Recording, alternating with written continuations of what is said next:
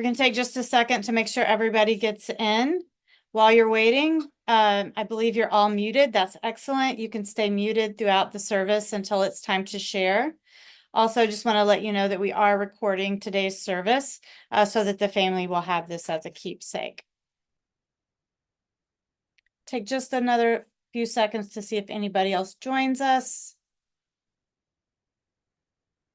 And then we'll get started.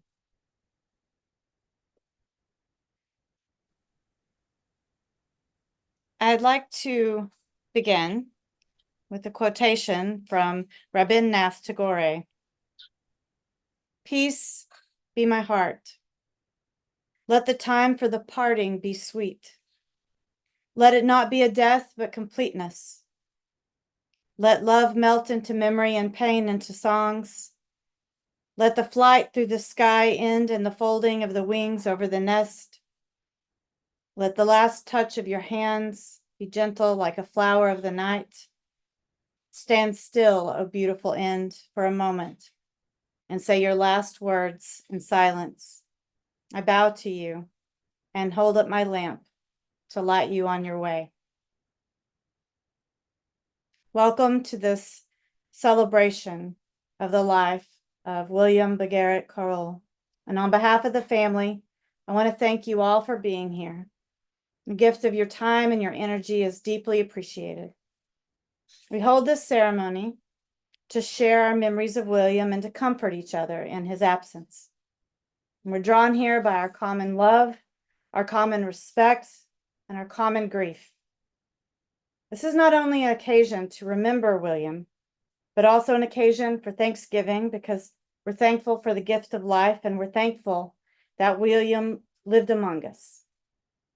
My name is Katrina, and I'm honored to share some memories of William that his family has shared with me. Later in the service, you'll have an opportunity to share your own memories of William. And so throughout the service, please consider if there's a short memory that you'd like to share. Until then, you can stay muted. William passed away on Monday, June 25th, 2024, at the age of 60. And the first signs of William's illness were ambiguous, and it took a while for him to realize what was happening and to receive a cancer diagnosis. This past year was quite difficult, but William kept his mind on the future and on his plans for his life with Gabriella. Those dreams sustained him to the end. He went peacefully at home with his loved ones right by his side. And yet the end of William's life is not the sum of his life. We're here today to remember and to celebrate the totality of his life with all of its joys and accomplishments, and to remember the joy and the light that William brought to our lives. William was born on January 16th, 1964 in Houston, Texas, to Bill, Crowell, and Ginger Hale. His parents returned to California when he was just a toddler, and his three siblings, Talbott, Aubin, and Liza, were all born there in the Woodside area of California, where they grew up as a family. William's mother was a fun-loving person, and he especially loved her cooking. She was a culinary master and loved to make complicated and healthy meals. William's dad also enjoyed cooking, and mealtimes brought the family together. They enjoyed dining out and experiencing new flavors. In his later years, William spoke fondly of his father's great instincts and his intelligence. High points of William's childhood were trips with family. They traveled overseas and had some exotic experiences. It perhaps sparked his love of exploring the world. When William was young, he took an interest in learning about nature. And the other boys teased him, called him Nature Boy. In his later years, William decided to reclaim and reform that label for its true positive meaning. He felt the spirit of the trees and plants around him deeply, and it nourished his being. As a young man, William was a meticulous student who made excellent grades. He worked hard because academics didn't come easily, and yet it was important to him to do well. He was active, often swimming and running, and he played bass in a rock band called Mantis, and he graduated from high school in Menlo in 1982. After graduation, he attended UCLA for a couple of years before moving to Florence for a year to study abroad. He enjoyed his time in Italy immensely, and while living there, he felt incredible peace within himself, and he remembered it as a golden time. He returned to California to complete a BA in English at Berkeley, and he valued communication and loved literature. William was a lifelong learner, even if his learning didn't always proceed in a straight line. William always enjoyed movement and body awareness, and so he began to move toward what resonated with him. He studied dance at Tisch in New York until he fractured his tibia, and he changed course and eventually graduated with a Master of Fine Arts in 2000. He traveled to India to study yoga and mindfulness in an ashram near Sri Lanka, an undertaking which profoundly changed the course of his life. It was there that he was given the name Bhagirath by his teacher, Babaji, and the name was inspired by the story of the legendary king who gave up his riches to save his ancestors. In 1995, William, who was by now going by Bhagirath Crowell, met Amparo Garcia-Crow at a weekly ecstatic dance called Body Choir. Amparo's favorite qualities of William were his devotion and curiosity for self-awareness and spiritual realization. He introduced her to many outstanding spiritual teachers and practices, and they collaborated on many acting, dancing, film, and theater projects. She recalls that William was a very good actor, and that one film in particular got him some great reviews. Bhagirath and Amparo married on March 28, 1998, and his daughter Surya was born later that year on December 14th. William delighted in his daughter. She was his light, his joy, and his heart. At one point, William was living in Austin, and when Surya was a baby, he was a full-time, stay-at-home dad. He delighted in his little girl, and he loved to dance around the house with her and jump on the trampoline. And he enjoyed cooking for her just as his mother and father had cooked for him. And as she grew, he enjoyed having ever deeper conversations with her. When Amparo wasn't teaching at UT, William and Amparo typically took a summer road trip with toddler Surya and her son Alejandro Rose Garcia, aka Shaky Graves, who was in his early teens at the time. William and Amparo's son had a very sweet stepdad and son connection. Together, the three of them would collaborate on making yearly, very silly video Christmas greetings for friends and relatives where they spoofed children's favorite classic books. They also created elaborate themed birthday parties where they all got to act, dress up, and play. And during this time, William became interested in Kundalini Yoga and soon after pursued another yoga teacher certification. He became interested in shamanic medicine to deal with the grief of his mother's death.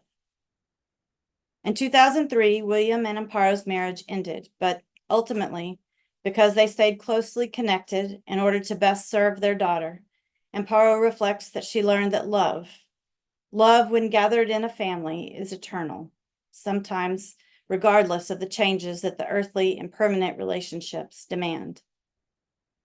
Ultimately, Amparo was grateful for how devoted William was to his beloved Gabriella, and how Gabriella's openness allowed them to continue to be in relationship and to heal and find positive closure. In the early 2000s, William started to teach yoga to student actors who were working to get their professional training. And one of his young acting students at the time was Adrienne Mishler, who took her first yoga class ever from William. And she is now world-renowned for being one of the first online YouTube yoga creators and has a couple of million online followers from all over the world. So his influence is still felt. That led to William becoming an adjunct professor in body-mind awareness at St. Edward's University. He would go on to teach there for nearly 2 decades until 2020. He was interested in helping people rethink their lives, come more into their bodies, and reclaim a more balanced and cohesive sense of self. His students were deeply touched by the power of his teaching, and many found his class transformative. He was a wonderful life coach and a guide for students, mentoring them in their process and deepening into knowing themselves at pivotal crossroads in their lives. He had many former students reach out to him and express their gratitude even years after they graduated. In 2006, William met the love of his life, his best friend and wife, Gabriella Espinosa. They met at a oneness blessing group, and they metaphorically danced around each other as friends for several months. And then they went together to an Anthony Williams workshop where they walked on hot coals. This shared moment of spiritual bravery was a herald of the kind of relationship that they would forge over the next 17 years. One memory stands out to Gabriella from those early days.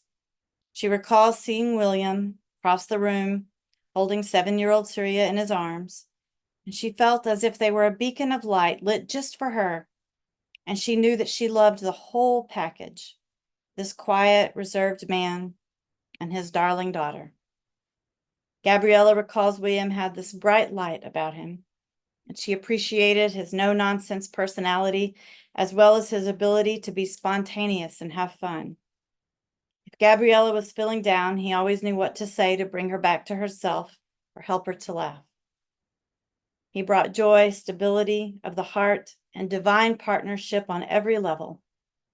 He met her in every direction and complimented her perfectly. He was deep and insightful, and he had a way of getting to the heart of things intuitively.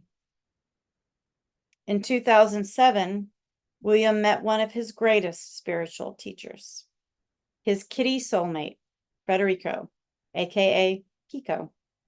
And this special connection with this sweet little cat transformed William. He softened his heart and grew in his capacity to connect deeply with others. William touched many lives with his brilliance, his loving heart, his wit, and his deep and far-seeing. I'd like to share a short passage that Gabriella chose, one that would have resonated with William. The glory of life is not that it endures forever, but that for a time it includes so much that is beautiful. We do not demand that the flower shall never die, nor that the song shall never end, nor would we be angry with life because one day its beauty will be dust, its music silent, and all its laughter and tears forgotten. Life, the reality, is ours. We would shape it as nobly as we can. We will not linger like timid sailors in port, but live dangerously, devoting ourselves with vigor to what seems good, beautiful, and true. The glory of life is love, unending. And today we have a few specially designated speakers who will be sharing their own memories of William. And after that, if there's time, then I'll open it up for others who have a short memory that they'd like to share with the group. And so first, I'd like to call on William's brother Talbott to share a few of his memories. Talbott, when you're ready. Thank you, Katrina. I really appreciate it. Yeah, this is Talbott, there we go. this is definitely a tough time, I know, for a lot of us. And William's life was an intense one. I have a ton of memories, but I'm going to share one that's probably the fondest one that I have growing up with my older brother. And we would wrestle and fight a lot, and I kind of stayed out of his way. But this one time, it was my birthday, and him and his grade school friend, I think I was probably like maybe 6 or 7 years old, and he was probably 11 or 12. He was 4 years older than me. So he put on a skit of the Beatles' White Album's Rocky Raccoon song. And so he and Derek Van Reenen acted the whole scene out and to the song, and that was my birthday present from him, and that just means a lot. It you know, it was really nice. We had a lot of people in our family were actors and performers, and William went on to do a lot of performances, and so it was just great having that gift that he gave me.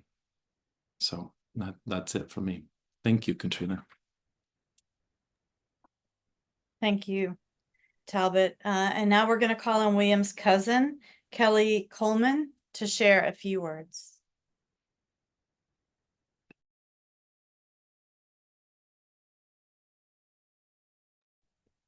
I'm actually the MC here. Give me a sec while I find Kelly's. There it is. And we'll play Spotlight. Oh, that's the. Is that the right one, Kelly? Yeah, am I unmuted? Yep. Okay.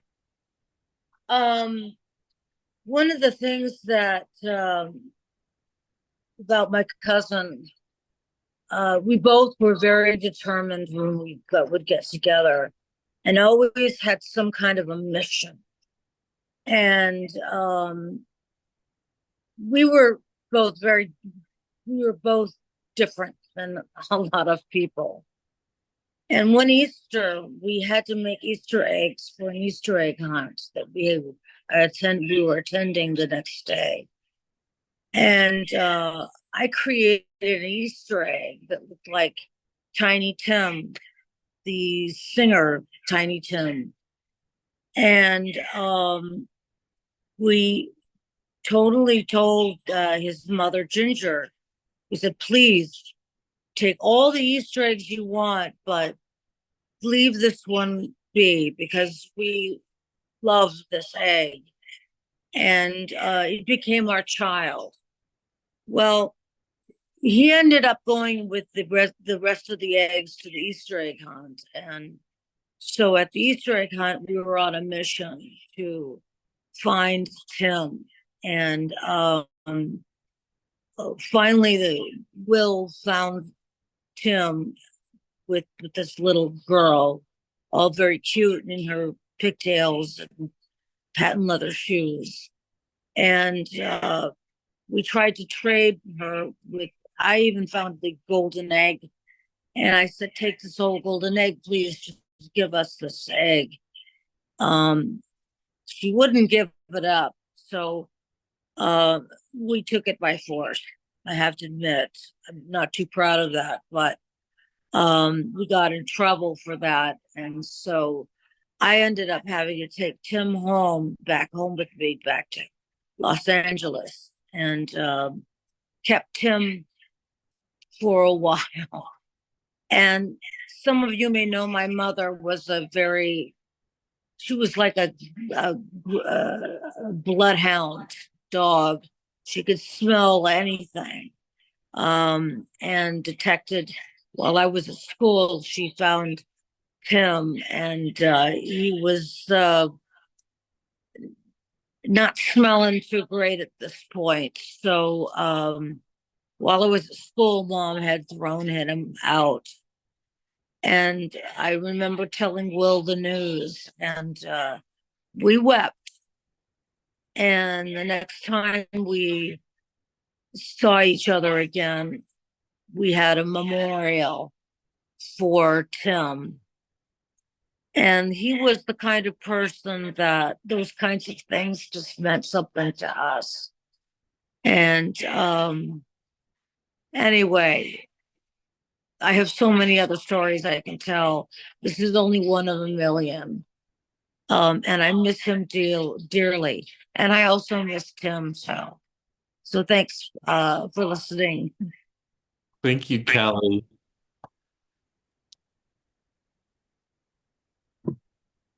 So let me go ahead and spotlight Katrina again. There'll be more opportunities at the end of this. I'll stop the recording and then we can all just hang out. Anyone who wants to hang out, plenty of opportunity for more stories at the end of the session. But to be mindful of time, we're going to keep going on. So back to you, Katrina.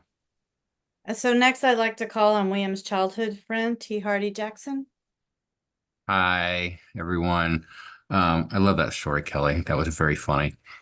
Um, I met Will in seventh grade at Menlo School. It was a small all-boys school in the San Francisco Bay Area. And when I first got there, I really didn't know anyone. I was painfully shy, and I really spent my first few months severely depressed, just going home and moping and watching cartoons. I was desperate to find a friend. And there was a school sponsored ski trip a couple months into school, and my parents wanted me to go and meet people. And Will went also. I really didn't know Will at the time, but I'd gotten a good vibe from him, and we ended up being assigned into the same room, and we hit it off immediately, sort of laughing at the same jokes, and we spent the whole weekend skiing together. My happiness did a 180 that weekend. I went from being depressed to just ecstatic. And as I later learned, it sounded like Will was in the same boat as I was. Apparently, he went home and said, Mom, I found a friend. I found a friend." And so it was wonderful. Our bond grew very quickly. We were inseparable. It was really my first deep friendship. And what I remember so fondly was just the emotional intimacy of the relationship. We could tell each other anything. And keep in mind, we're in seventh and eighth grade, so we're going through all these changes like puberty and crushes on girls and school dances and dissecting a cat together in biology class and just all these weird and wonderful things. And it was so great to have someone that close to during that time. And so we spent a lot of time together. We ended up going to Redding for a few months at the family ranch there. And that had its own series of crazy events. Um, what I do remember is like with all that time together, there were naturally a lot of fights and arguments. Will was quite stubborn. Usually they were verbal arguments, but they did get physical. And I'm referring to throwing a bucket of red paint on each other or shoving each other in mud puddles and things like that. And that happened a lot at the ranch. I also remember, I guess, in a sense, my first couples therapy was with Will. One day he proposed we take turns telling each other how we annoy each other. And as strange as it sounds, it's actually pretty helpful at easing our tensions. And I do remember his chief complaint with me, or at least the first one he mentioned, was that I didn't get excited when he proposes things like going to marine worlds and things like that, which is a fair comment. I'm pretty low key. I don't remember my complaint to him, but it probably had something to do with him thinking he was always right, which bugged me. Our friendship continued into high school, and but he decided to transfer to Hotchkiss in Connecticut for sophomore year. I was pretty devastated. We wanted to stay in touch, and obviously there's no email or mobile phones, and really payphones weren't that practical.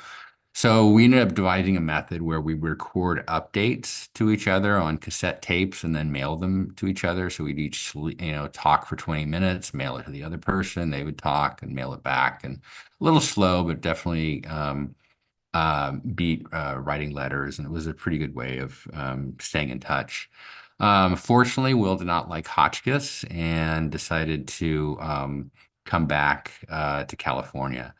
Right after Hotchkiss, we spent the summer together in France, pretty much just getting tan and talking about this band we were going to start, Mantis, as I think Talbott or someone mentioned earlier. So he goes back to high school, and we're friends there. After high school, we kind of drifted apart. Maybe it was leftover tensions from the band, or just we're going to different colleges, or whatever, or just changing personalities. But it was sad because it was a real loss. Someone that I love very much, just sort of, faded away. My real first loss in life, I think. We did stay in touch periodically. I saw him at his mom's funeral and my dad's funeral, and I visited him in Austin once. But it was sort of a little rare. But a couple years ago, Will reached out to me and he let me know about his cancer. And we ended up talking on the phone. It had literally been 20 years. And, we ended up texting periodically after that, probably up until, a couple months before his death. And, the text and, was the same immaturity, the same bodily function jokes that, were dominating our childhood conversations. And, as silly as it sounds, it was absolutely beautiful and wonderful. Those childhood type conversations just completely took me back to all the amazing memories I had with him and rejuvenated all those feelings and memories of like TPing houses and mooning people and food fights and sort of that brotherly love that we felt. And I will always appreciate the fact that he reached out to me. Yeah, so I will miss him. Sad that he has left this world, and I hope he's at peace.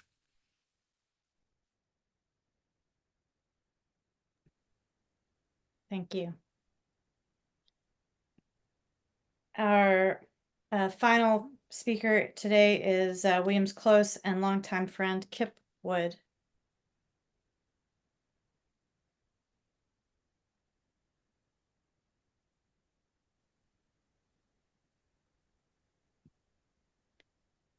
Should I go? Oh, there we go. Hi. It's hard for me not to have a big grin on my face after hearing T. Hardy talk about some of the early shenanigans, which were many with all of us. Yeah, I also met Will in 7th grade, and we were friends for 48 years until he died. Probably best friends for about 30 of that.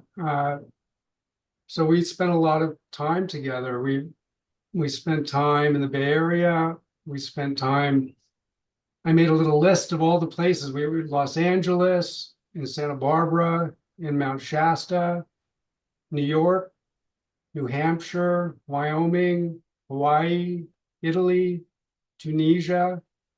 And when I was in my 30s, and going through a really hard time, I ended up moving to Austin, and I lived with Amparo and Bhagirath. He was Bhagirath at the time, which I think I'd finally gotten used to. It took me years to make the transition from Will to Bhagirath. And they kind of took me in. I was in a transitional time, and the two of them took me in, and I was lucky enough to spend 3 or 4 years there and helping raise Surya when she was really young, and basically getting to live with him and Amparo at the time. And it was so sweet, it was like extended family for me. And I remember saying to Will one time in a car in Austin, we were parked in his driveway, and I said to him, like, you're like my other half. He was so important to me for so many years. He just played such a key role. There was so much joy that we felt together, and so much laughter, and so many shenanigans, so much play. And yet we also were really, we really connected as spiritual searchers. We really were determined to free ourselves of the demons that lived within us. And we took it very seriously. And, maybe something that you all don't know about Will, but I consider him one of the bravest people I've ever known. And even up to the way he died, which Gabby was sweet enough to share details with me, and she asked me if I was okay with it, and she told me lots of details of how he died, and the fact that he died without any medicine, really, that he died sort of like natural childbirth in a way, but he did natural death. And he and I spoke about death a lot. It's a big part of the spiritual search. And he and I always wondered if we'd be there for each other on our deathbeds, and who that would be, and what it was like, what was going to happen. the fact that he went out without any medicine and just very conscious and aware and just kind of dealt with it, went through it without, relying on Western medicine to make it sort of easier. That's how he was. He was so sort of radical in the way that he wanted to know himself, that he was willing to do anything to know himself. And it wasn't always easy, as you probably all know too. He wasn't always easy to love. He wouldn't allow us in all the time. There were a few times in our 30 years or 48 years of friendship that we had to break up, and it was usually coming from him. He needed to break up with me for a couple times and couldn't be friends with me, but in the end, I would always kind of understand, I understood why he had to. And it was painful. It was really painful when he didn't want to be my friend anymore towards the end. But when I saw it clearly after getting over the pain, it was true. It was the best decision. We just couldn't be friends anymore. And he had the courage to kind of say it. I don't think I would have had the courage to go there. I was the best man at his wedding. Yeah, I mean, he was such an important part of my life for so many years. And every time we saw each other, there was just a kind of, we would both light up, we would just instantly go into some kind of play.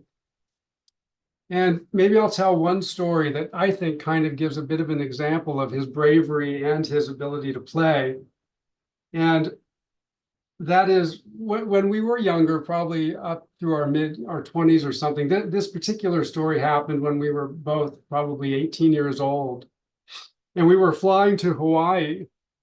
And when we first got on the plane and sat down next to each other, we had established this thing that we would do every so often. We wouldn't say to the other one, we're going to do it, but we would just go into these characters. And when I sat down next to him in the plane seat, I reached in and I grabbed this sort of safety guide, and I handed it to him and I said, you need to read this, you need to study this, you need to learn it.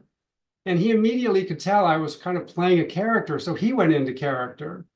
And we always knew when we did this that it would become total improv, and it would always end with someone losing their shit and kind of yelling at the other person in public and humiliating them. But it was this great tightrope of just play, of this sort of back and forth play of these two characters that we would just build spontaneously. And in that case, probably 15 minutes into our weird little friendship acting thing, he just started shouting at me in the plane to sort of leave him alone. And, it just took he was so committed to the character that he just lost his shit and yelled at me. And I knew that was the end of the game, but it was always how the games ended. But it was so brave the way that he did that. He didn't care who was around us. He didn't care how stupid he looked. He just was committed to the role and he just followed it through. And that was the kind of bravery he would bring to everything. I remember Amparo told me the reason she fell in love with him the first time was when he picked the little bugs off his dog that was dying. I think they were eating away at his sick dog, and the sick dog was, just lying there. And Bhagirath would go in there with like tweezers and take every bug off his dog as he was dying. And he was so earthy that way. He could just really get into the nitty gritty of what needed to be done and what needed to be looked at.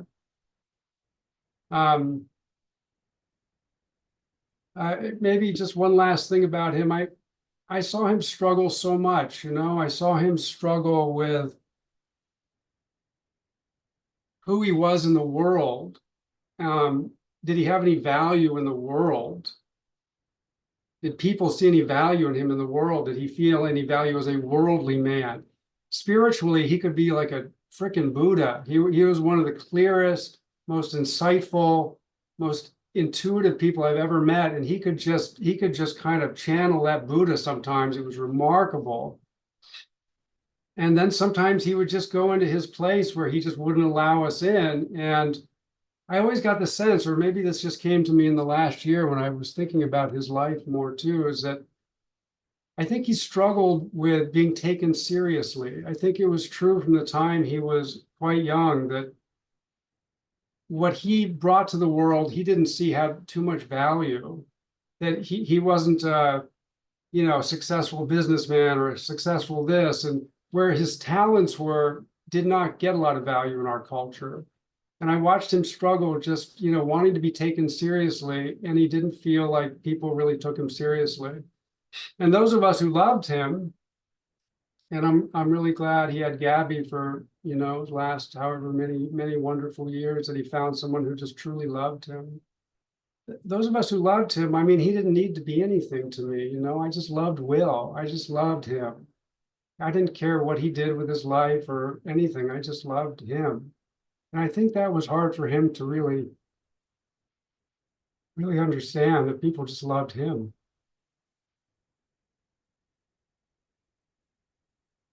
And that was hard to watch him not let people love him sometimes, but it wasn't for lack of trying, I mean, he gave it his best.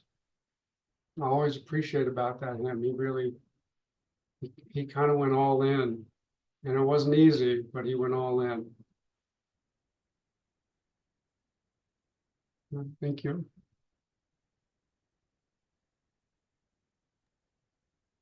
Thank you, Kip.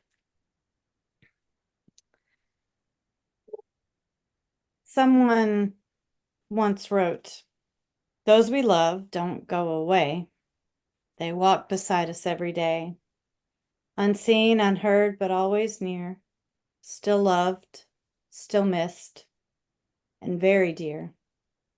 Wishing us hope in the midst of sorrow, and offering comfort in the midst of pain, both today and tomorrow." And so it is with William, that although he's passed from us, something beautiful of his life remains, his influence on our lives and the light that he brought to our lives. And so with that in mind, at this time, I'd invite you to put your name in the chat if you'd like to share a short memory of William.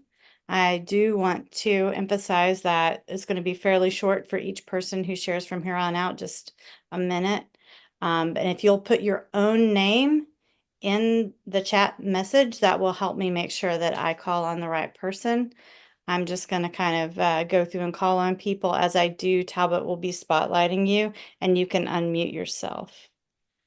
I believe Melba is the first request that I see. So Melba, you can unmute yourself, and Talbot will spotlight you.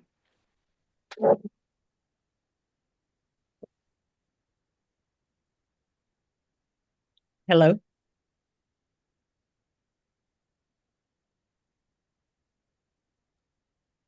Hi, everyone. Thank you for those wonderful stories about Bhagirath. I met him in the mid-90s at Body Choir, and I was a friend of Amparo and Bhagirath's. And we were the first theater program to require yoga as part of the theater curriculum. And so that made Bhagirath the first yoga teacher in the US to be a part of a faculty that required yoga for all theater students. And I was happy to hear that he taught all the way till 2020, because it started in mid-90s that he was the yoga teacher. And Adrian is my daughter, who was one of his first students, and who has now is a celebrated yoga teacher online, and has over 8 or 12 million subscribers since COVID. Wanted to share that Bhagirath was my second rose painting that I've ever painted. It was a 7-foot by 8-foot painting. And I had left my blood pressure medicine at home, and I was on a theater conference, and asked him and Amparo to go looking for my blood pressure medicine in my house, which was near their house. And so Bhagirath went over there, and he hadn't heard about my new painting people as roses journey. And he opened what was my office, that he thought. And this was the second painting of a rose that I was attempting. I didn't know at the time that you didn't start with 7 feet canvases. But then he called me. He forgot all about my blood pressure medicine. And he called me at the conference to tell me that, and he was in tears. He couldn't find the medicine, and that he was sorry that he was crying, but he was looking at this painting that I had in that office now. And where did I get this painting? And since it was his birthday that day, that very day, in the moment, I just said, well, that's your birthday present. Because I was so happy to hear that he loved my first rose painting. And so he had to get a U-Haul to come and pick up the painting. And I think he still has it. I mean, he had it in his living room for many, many years. Also just wanted to share that he was in 3 major equity productions: Conference of the Birds, the Kentucky Cycle, and Black Elk Speaks as an equity actor. And he was absolutely wonderful. I'm going to miss Bhagirath. I'm grateful for everything that he taught me and my students. Thank you. Thank you so much, Melba. I believe Viola is next. If you want to unmute yourself, Viola, and Talbott will find you.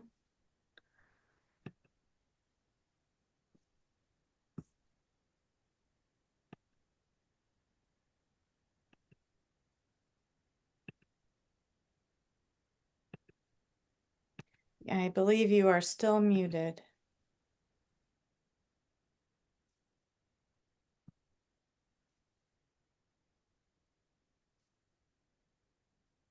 If you look down at the bottom at your audio, you might find an unmute button. You might see a little red line through it. If you click it, it should unmute.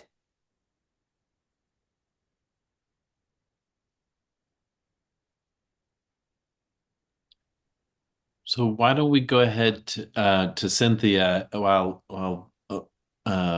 Viola works on her mute button.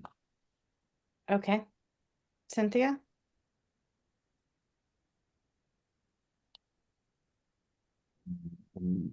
Cynthia, if you go ahead and unmute, I'll spotlight you as when you talk. When you talk, you'll pop to the top of my list. Oh, I found you here.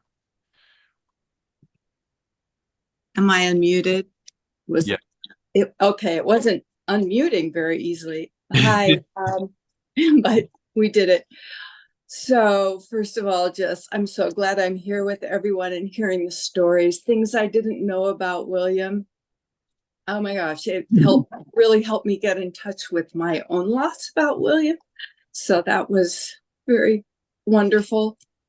And we go way back to the 90s in New York. We met, I don't remember how, but it was an immediate soul connection that has stayed with us, or with me, and throughout my life till now. And the way that he was described is how I feel his bravery and willingness to go into all those places that most people don't want to go into.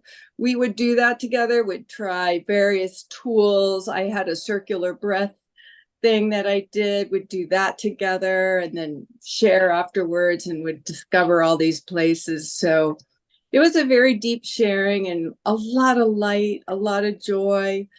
I don't have specific stories. There's one that's maybe, I don't know who's on the call, but it's kind of out there as far as some of the experiences he would have. But, you know, I got to visit him in Austin, Texas, and meet his wife Amparo and Surya, and be there, part of that family for the week. And I shared with him the Kundalini yoga that I was teaching at the time. And then he was inspired to do the Kundalini teaching and get certified. He took it further than I did. And that's how we inspired each other. With our paths were very synchronistic. We lost touch for a while too, and that was sad. Things just, we just had life came along, but he found me again on Facebook, and I was trying to find the Santo Daime again from the 90s, and he said, "Hey, I'm doing that Santo Daime thing." And a week later, I was doing Santo Daime again. So we stayed connected.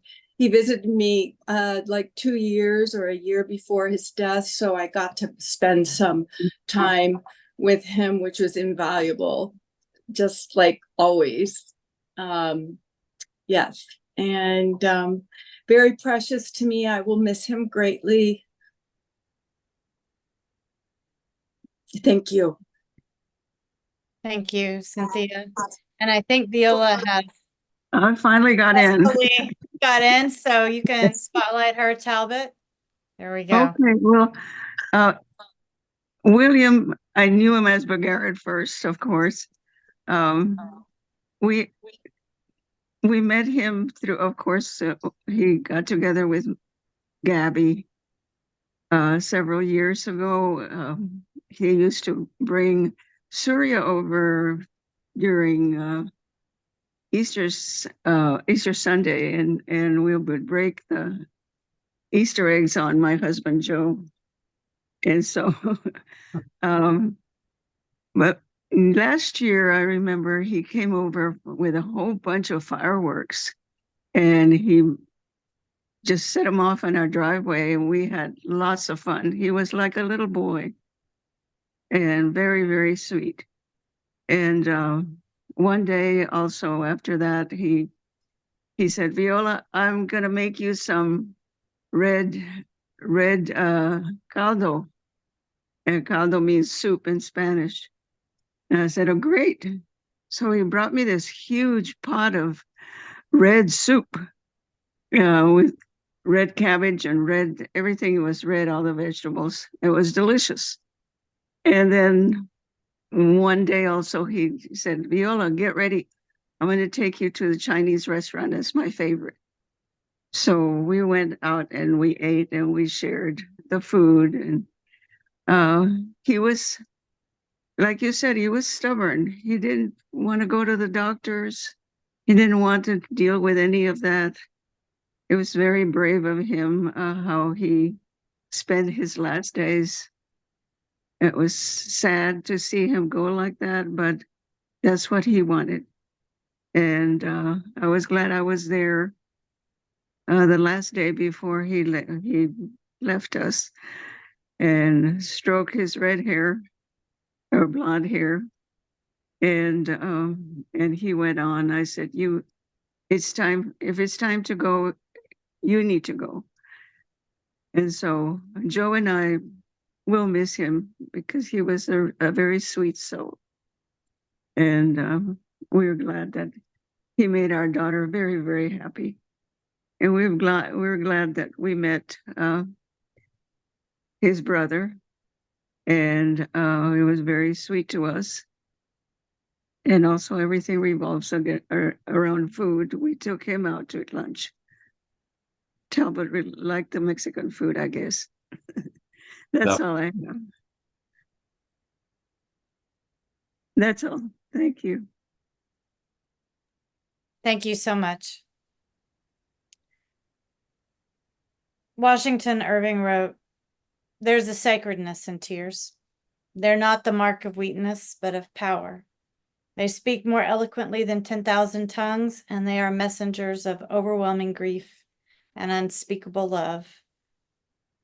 At this time, we'll have a few moments to watch a slideshow that William's family's prepared, and you can each remember William in your own way.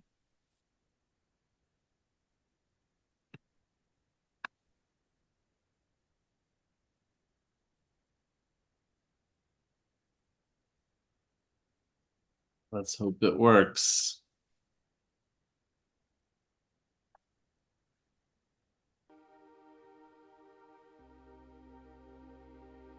Look at that. That's Gabby and Surya. Yeah. Hmm.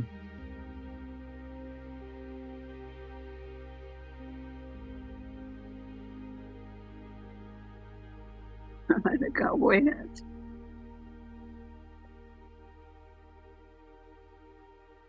El chiquito, mira.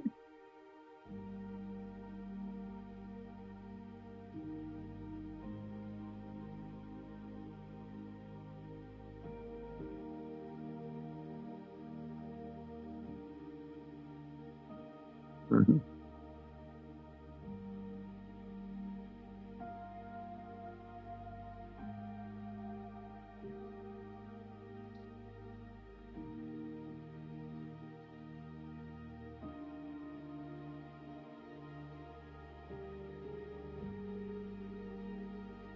Oh,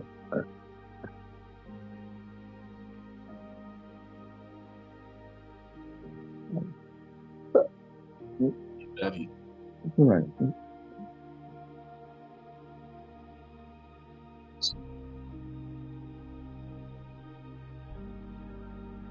What is that, Kira? That's Gabby. Surya.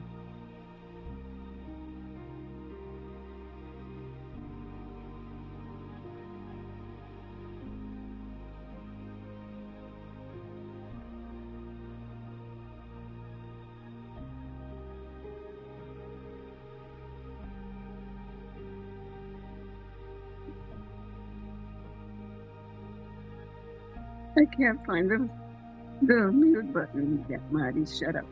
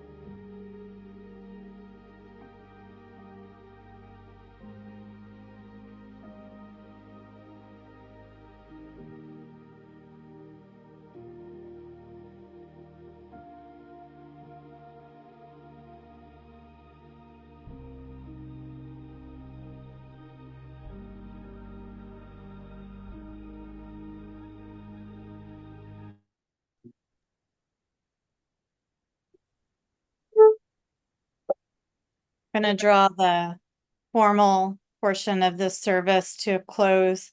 And there'll be a little bit of informal chat time afterwards. So I want to leave you with these final thoughts about love and about loss. The poet Kahlil Gibran said, "When you're sorrowful, look again in your heart, and you shall see that in truth you are weeping for that which has been your delight. Some of you say joy is greater than sorrow, and others say, nay, sorrow is greater. But I say unto you, they are inseparable. And so it is for us. Because William's life was a gift to us, and because he gave us joy, now we sorrow. And the measure of our loss is simply the measure of our love. There's no greater gift than love, and there's no thing that you can do in your life more significant than to love well. William touched many lives with his brilliance, his loving heart, and his deep spirituality. His wit, his integrity, his vision, and his dancing will be sorely missed. So this concludes today's formal service. However, if you would like to send the family a message via chat, or if you just want to stay on and chat informally, Talbot's going to take over. The Zoom's going to stay up for a while.